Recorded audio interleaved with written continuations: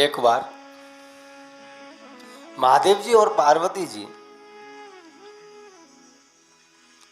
स्वर्ग का विचरण कर रहे थे। घूमते घूमते घूमते मृत्यु लोक में आए और मृत्यु लोक में आकर के देखा कि एक भाई भूख के मारे तड़प रहा है, व्याकुल है, भूख लगी हुई है, कितने महीनों से खाया तक नहीं है। तो रास्ते में देख करके शिव जी तो चलते बने, आगे निकल गए। पार्वती जी ने देखा कि भगवान ने ऐसा विचित्र स्वभाव कैसे बना लिया, इनको जरीक दया नहीं आई। जिन्हें पूरा संसार कृपा निधि के नाम से जानता है, एक दयालु के नाम से जानता है कि भोले भंडारी हैं, बहुत भोले हैं, वो बेगर मांगे सब कुछ दे देते हैं। फिर इस भूखे प्यासे इंसान के ऊपर क्यों नहीं इनको दया आई? तो पार्वती जी के मन में शंका उत्पन्न हुई, रहा नहीं गया। पार्वती जी ने महादेव से पूछा कि भगवान, आपको पूरा जगत भोले भंडारी के नाम से जानता है, आप हर किसी के ऊपर दया करते हैं, तो यह इंसान भूख के मारे तड़प रहा है, आपको जरा सी भी दया नहीं आई? इसको कम से कम कुछ दे देते तो ये अपनी भूख मिटा लेता। पार्वती जी को ऐसे कहते सुना, महादेव जी थोड़े मुस्कुराए, फिर पार्वती जी से बोले कि हे गौरा, तुम जो देख रही हो वह सही देख रही हो, और देने को तो कर मुझे कोई तकलीफ नहीं है, मैं दे भी सकता हूं, लेकिन सामने वाला कौन है, मैं किसको दे रहा हूं, यह भी देखना पड़ता है। तथा मैंने एक बार नहीं, इसको कई बार दे के भी देखा है। पर जिसके जहां पर कोई कीमत ना हो किसी चीज की, उसको दे करके क्या भी किया जा सकता है। तो पार्वती जी नहीं मानी, जिद पे अड़ गई कि नहीं प्रभु, मेरे सामने दे करके देखो, मैं तो तभी मानूंगी। महादेव जी ने उस समय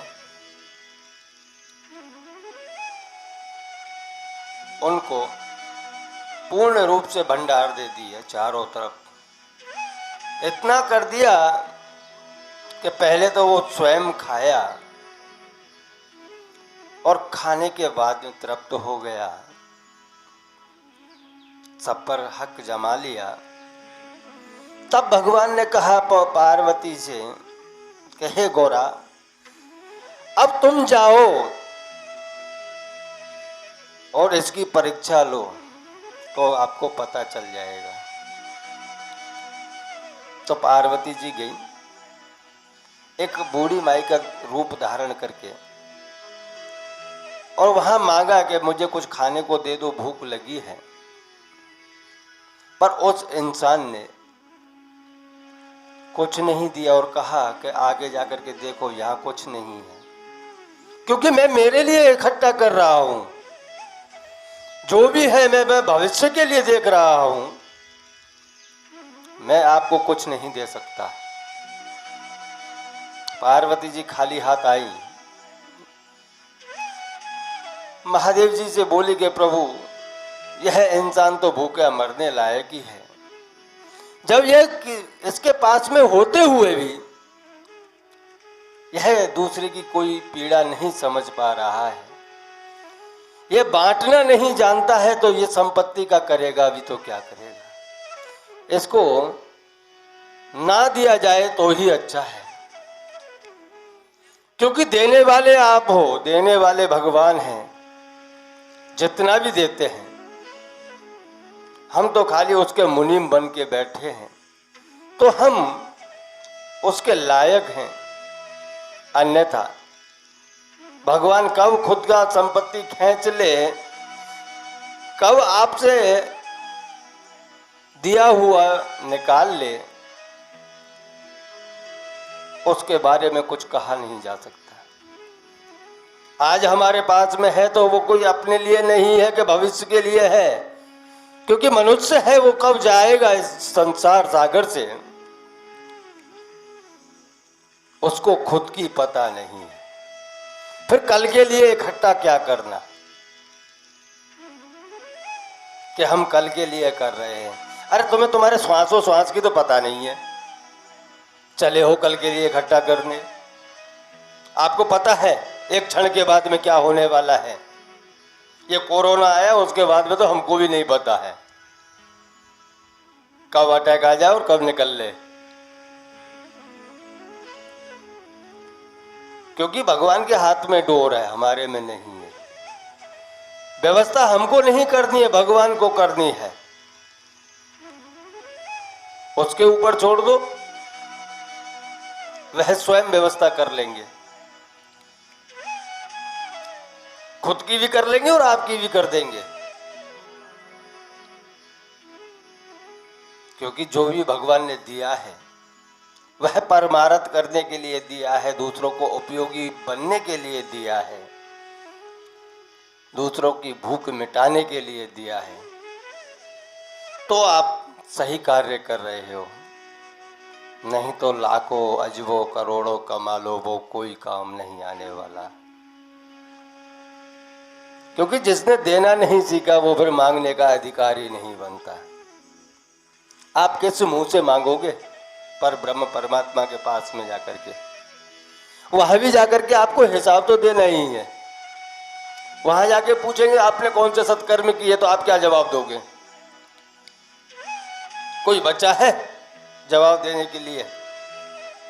कुछ नहीं बचा। इसलिए जितना भी भगवान ने हमको दिया है, समय हो कि संपत्ति हो, दोनों का सदुपयोग कर लो तो भविष्य भी अच्छा रहेगा, पूर्व जन्म भी अच्छा रहेगा, आने वाला जन्म भी अच्छा रहेगा। जन्मों जन्म का भव बंधन मिट जाएगा।